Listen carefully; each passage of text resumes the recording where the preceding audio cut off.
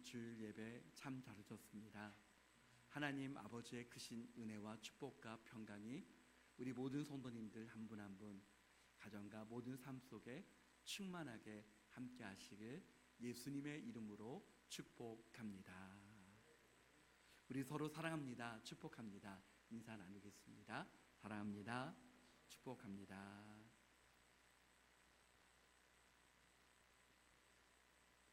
칭찬은 고래도 춤추게 한다라고 하는 말이 있습니다. 칭찬이라고 하는 것은 참 기쁜 일이고 행복한 일입니다. 사람에게 받는 칭찬도 그렇다면 예수님께 직접 칭찬을 받고 또 예수님이 인정해 주시는 사람은 얼마나 행복하겠습니까? 성경에 보면 예수님께서 직접 칭찬해 주신 사람들이 있습니다. 예수님께 옥합을 깨뜨려 향유를 부은 한 여인을 칭찬하셨고 세례 요한을 칭찬해 주셨습니다. 세례 요한에 대하여 예수님은 마태복음 11장 11절 말씀에 우리 다 같이 읽어보겠습니다. 내가 진실로 너에게 말하노니 여자가 낳은 자 중에 세례 요한보다 큰 이가 일어남이 없도다. 그러나 천국에서는 극히 적은 자라도 그보다 크니라.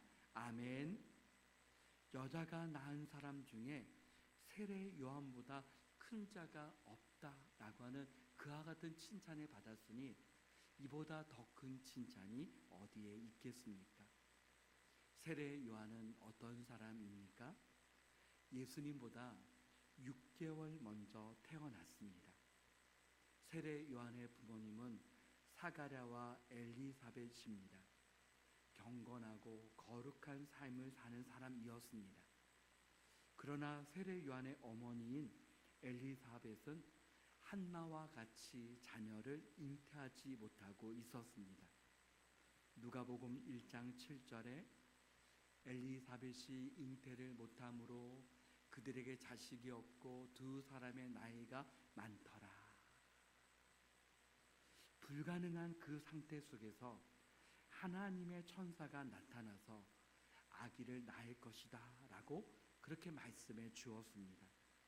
이때 그녀의 남편이 그 말을 믿지 못해 일시적으로 말을 하지 못했었지만 하나님께서는 엘리사벳에게 세례 요한을 잉태케 하셨습니다. 세례 요한은 예수님의 길을 닦고 준비한 사람이었습니다. 이사야의 예언대로 마태복음 3장 3절 말씀해 보니 그는 선지자 이사야를 통하여 말씀하신 자라 일렀으되 강야에 외치는 자의 소리가 있어 이르되 너희는 주의 길을 예비하라 그가 오실 길을 곧게 하라 하였느니라. 하나님의 말씀이 그대로 응하였습니다. 사람에게 있는 가장 큰 행복은 어디에 있습니까? 여러 가지들을 통하여서 행복을 느끼지만 가장 큰 행복은 가치 있는 일을 하는데 행복을 느끼고 보람을 느끼게 됩니다. 세례 요한은 예수님의 길을 준비하는 데 있어서 자신의 가치와 사명을 깨달았습니다. 그렇다면 세례 요한은 어떻게 자기에게 주어진 사명을 감당했습니까? 첫째는 강야에 외치는 자의 소리의 사명을 감당했습니다. 구약 성경 마지막 성경은 말라기서입니다.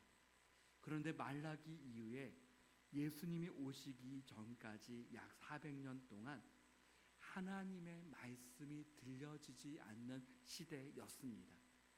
그 기간을 가리켜서 영적 암흑기다라고 불려지는 시대였습니다. 세상의 사람들은 암흑의 시대 하면 어떻습니까?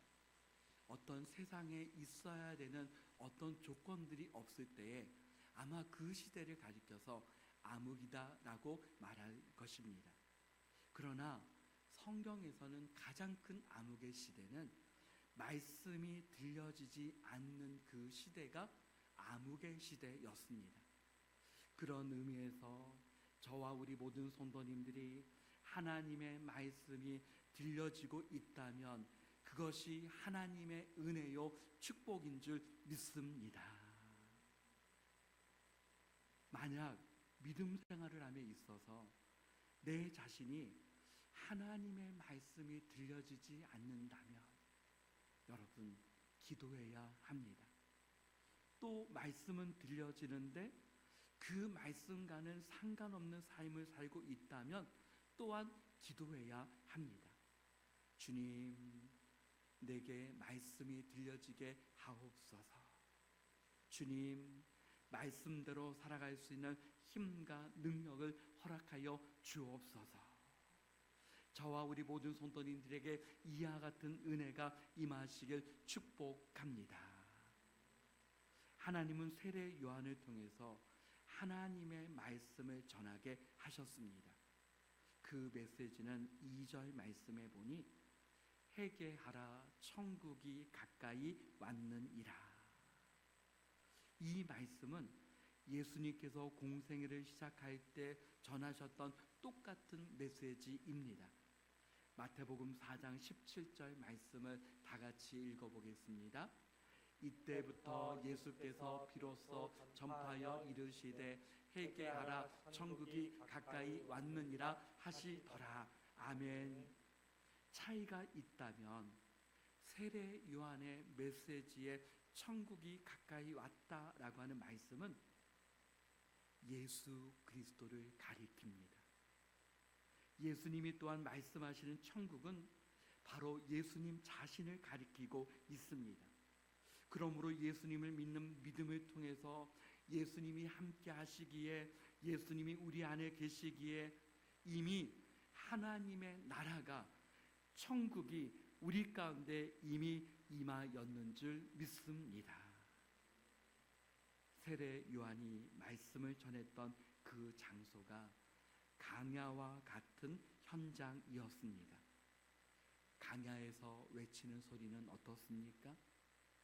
아무도 듣지 않는 허공에 외치는 소리가 될 수 있습니다. 그 강야는 때로는 아무도 오지 않는 곳이 될 수 있습니다. 그러나 그 강야에 외치는 그 소리를 듣고 회개의 역사가 일어나고 하나님께 돌아오는 역사가 일어났습니다. 마태복음 3장 6절 말씀에 보니 어떻습니까?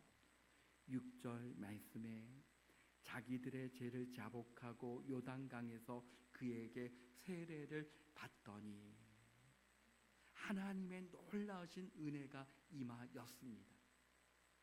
강야에 외치는 자의 소리는 사실 하나님께서 교회에 주신 사명입니다. 세상이 강야와 같지 않습니까? 하나님께서 강야 같은 이 세상에 교회를 세워주신 그 목적은 무엇입니까? 하나님의 말씀을 전하고 복음을 전하는 것, 이것이 바로 주님 오실 때까지 하나님께서 교회에게 주신 사명인 줄 믿습니다. 두 번째는 세례 요한이 말씀을 전하고 세례를 베풀 때에 많은 사람들이 그를 따랐습니다. 그래서 당시에는 세례 요한의 제자들이 많이 있었습니다. 그럼에도 세례 요한은 자기에게 주어진 사명을 놓치지 않았습니다. 세례 요한은 예수님의 길을 예비하는 것, 그러므로 마태복음 3장 11절 중반절에 보니 나는 그의 신을 들기도 감당하지 못하겠노라. 요한복음 1장 27절을 우리 다 같이 읽어보겠습니다. 곧 내 뒤에 오시는 그 이라 나는 그의 신발끈을 들기도 감당하지 못하겠노라 하더라. 아멘. 수많은 사람들이 몰려오고 많은 제자들이 따르고 어떤 순간에는 예수님의 제자들보다도 더 많은 제자들이 세례 요한을 따랐음에도 불구하고 세례 요한은 예수님께 대한 그 믿음, 예수님께서 주신 그 사명을 붙들었습니다. 그래서 요한복음 3장 30절 말씀에 고백합니다. 그는 흥하여야 하겠고 나는 쇠하여야 하리라 하니라. 나의 모든 삶을 통하여서 예수님만이 영광을 받으셔야 합니다 라고 하는 고백입니다. 세례 요한은 자신의 위치와 사역이 무엇인지를 분명히 알았습니다. 당시의 사람들은 세례 요한이 그리스도인 줄 알았습니다. 그러나 세례 요한은 분명히 말합니다. 요한복음 1장 20절 말씀 다 같이 읽어보겠습니다. 요한이 드러내어 말하고 숨기지 아니하니 드러내어 하는 말이 나는 그리스도가 아니라 한데. 아멘. 한결같이 나는 주의 길을 곱게 하라고 강야에서 외치는 자의 소리로다. 그 고백을 세례 요한은 하고 있습니다.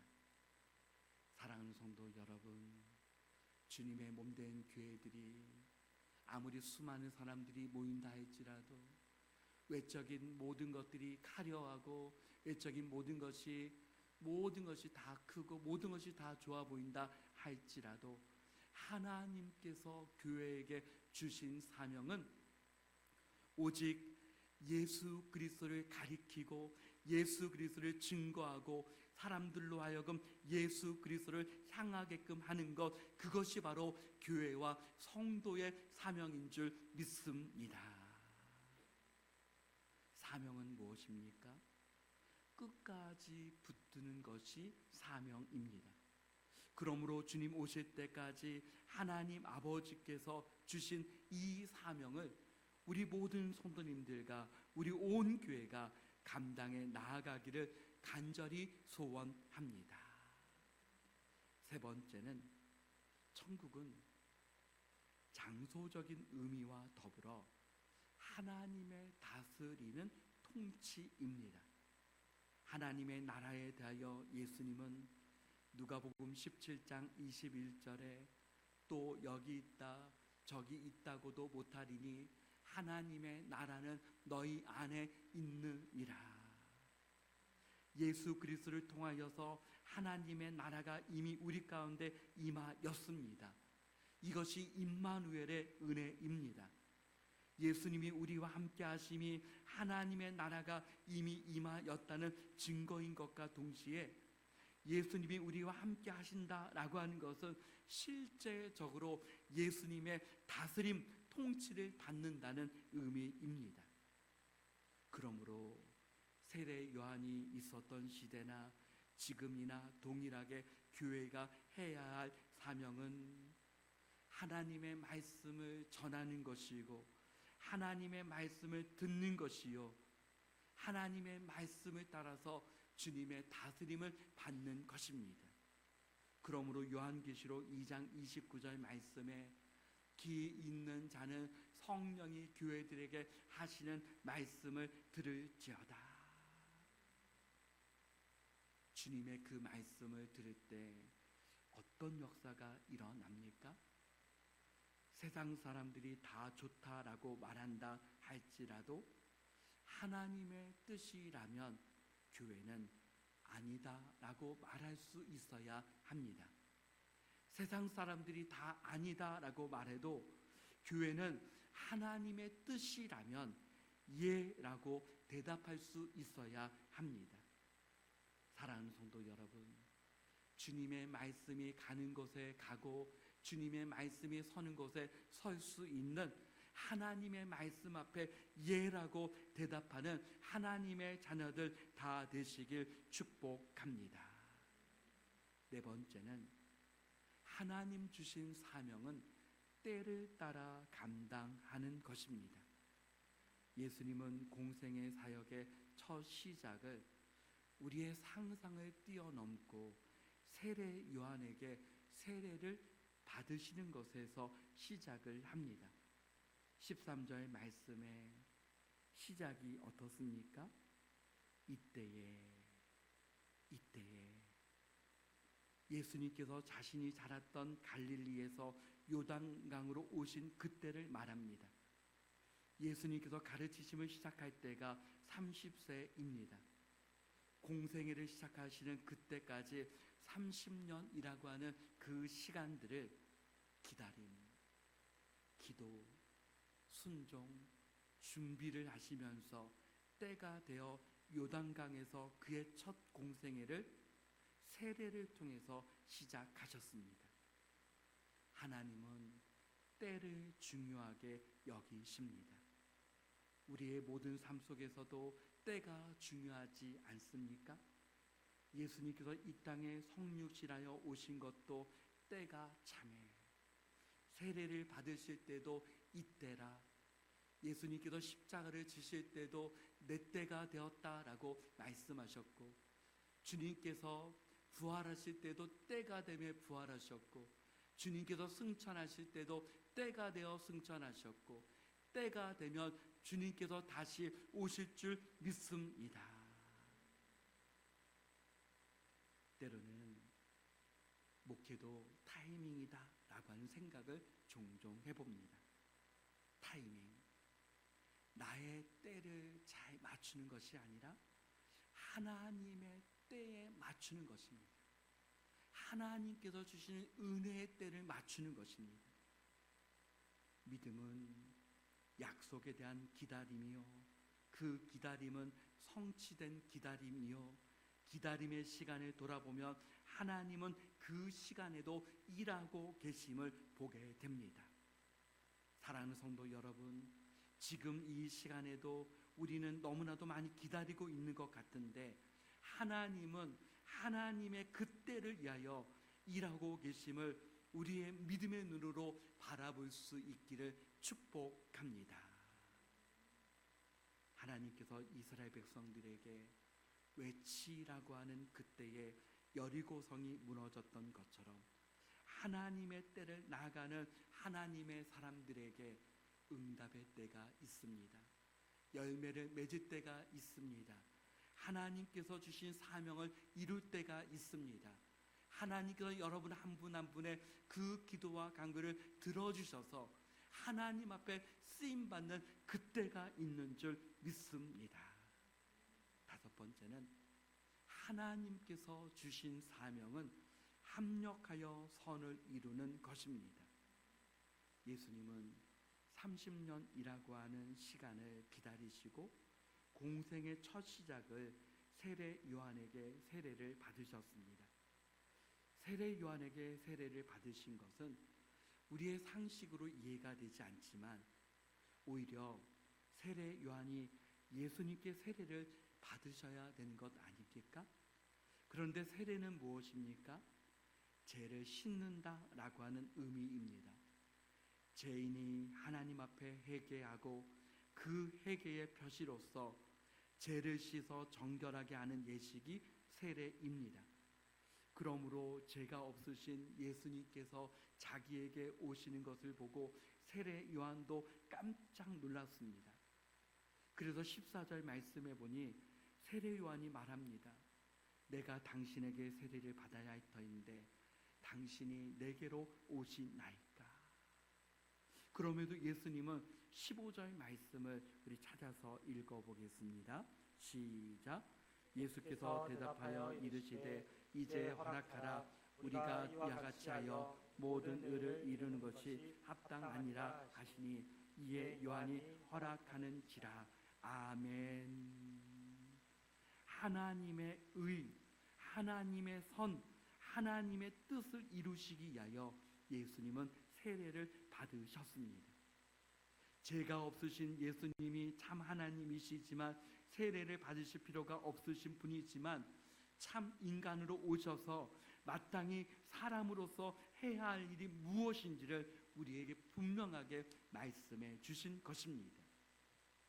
예수님은 죄인으로서 세례를 받으신 것이 아니라 온 인류의 죄를 지시고 십자가에서 죽으실 것을 세례 받는 것을 통해서 우리에게 보여주신 것입니다. 세례 요한은 어떻습니까? 두렵고 떨리는 마음으로 하나님 앞에 순종했습니다. 세례 요한에게 세례를 베풀라고 했을 때 그가 세례를 베풀 수 있는 입장은 아니었지만, 그럼에도 주님이 하라고 하시니 그대로 했습니다. 그것이 순종이요, 그것이 믿음입니다. 세례 요한은 자기 기준에서 생각하지 않고 그분의 기준으로 생각할 때 순종할 수 있었습니다. 세례의 결과는 어떻습니까? 16절을 한번 다 같이 읽어보겠습니다. 예수께서 세례를 받으시고 곧 물에서 올라오실새 하늘이 열리고 하나님의 성령이 비둘기같이 내려 자기 위에 임하심을 보시더니 아멘. 하늘의 문이 열렸습니다. 성령이 비둘기같이 내렸습니다. 진정한 세례는 성령의 은혜요, 성령의 능력이 임하는 것입니다. 세례 받으실 때 하늘로부터 음성이 들려졌습니다. 이는 내 사랑하는 아들이요 내 기뻐하는 자라 하시니라. 예수님의 세례 받으심을 통하여서 성부, 성자, 성령의 하나됨을 이루시면서 하나님의 의가 합력하여 온전히 이루어졌습니다.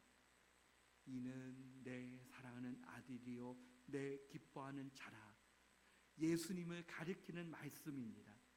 그러나 우리가 평생 예수님을 닮아가기를 소원한다면 오늘 주신 말씀같이 우리의 모든 삶이 나의 평생에 내 사랑하는 아들이요 내 기뻐하는 자라 하나님께서 주시는 그 인정과 그 칭찬을 받는 하나님의 자녀들 다 되시길 예수님의 이름으로 축복합니다. 말씀을 맺습니다. 강야와 같은 세상 한가운데서도 주님의 복음을 전하는 사명 감당케 하옵소서. 온전히 예수 그리스도를 높이며 예수 그리스도를 증거하는 성도와 교회되게 하옵소서. 예수님이 함께 하심으로 임마누엘의 복을 누리고 예수님의 다스림을 온전히 받게 하옵소서. 하나님의 때를 따라 사명을 감당하며 하나님께 영광 올려드리게 하옵소서. 합력하여 하나님의 의와 선을 이루어가는 주님의 몸된 교회요 모든 성도님들 되게 하여 주옵소서. 이와 같은 은혜가, 이와 같은 축복이 우리 모든 성도님들과 주님의 몸된 교회에 충만하게 함께 하시길 예수님의 이름으로 축원합니다. 아멘.